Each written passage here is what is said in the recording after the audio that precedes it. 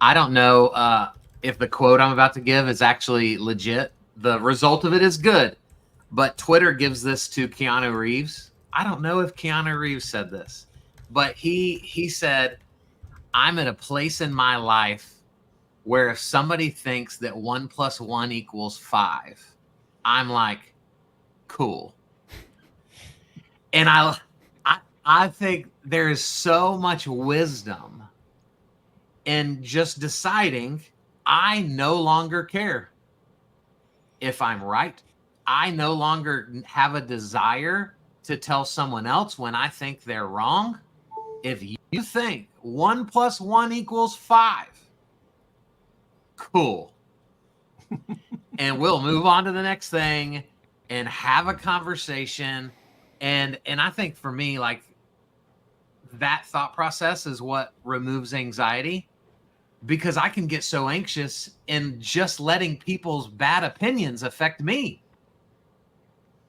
And it's like, but that's their opinion. If they want to have that opinion, if they want to live their life thinking 1 + 1 = 5, it does nothing wrong for me to just go, man, love you, more power to you, and keep doing what I'm doing. And I just think for so many people, and for all of us, probably if we're not careful, we have to be right. Like, we need the validation. Our ego craves it. And as I've gotten older, it's been such an incredible thing to just go, you know what? I don't care what you think. I care what your soul does and where it ends up. But like, I'm not here to argue semantics with you. And I just love people through it. And it's such a freeing way to live life.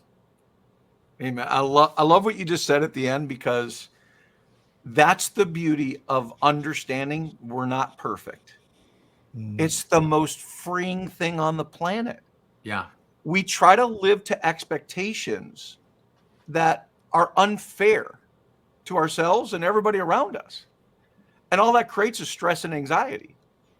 And I love what Bill talked about. Start your day right. If you can start your day right, it makes all of the difference. And the beauty is, we talked about gratefulness as kind of a centerpiece of all of this. And any time of the day, if you get that train wreck email that takes you back to that anxiety, stop what you're doing, close your eyes, find a spot, and just go back to gratefulness again. Yeah. And all of a sudden, it doesn't seem so big. I've traveled all over the world. I have been in the poorest countries in the world. I have seen people. Jake has seen this.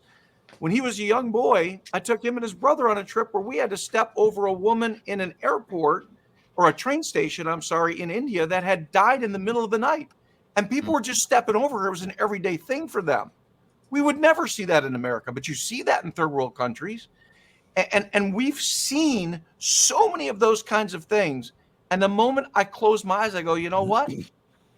When I think about the way those people are living and what I've got here in America, even in a tough economy, we're doing so much better. We've got nothing to be anxious about or upset about or worried about. We got so much to be grateful for. Just constantly count your blessings.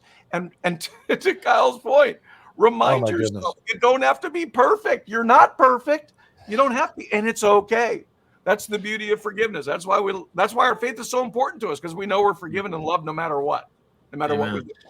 So here's a tactical tip as we move towards closing the show out that I learned from Daniel Harkavy, the founder of Building Champions 20 years ago.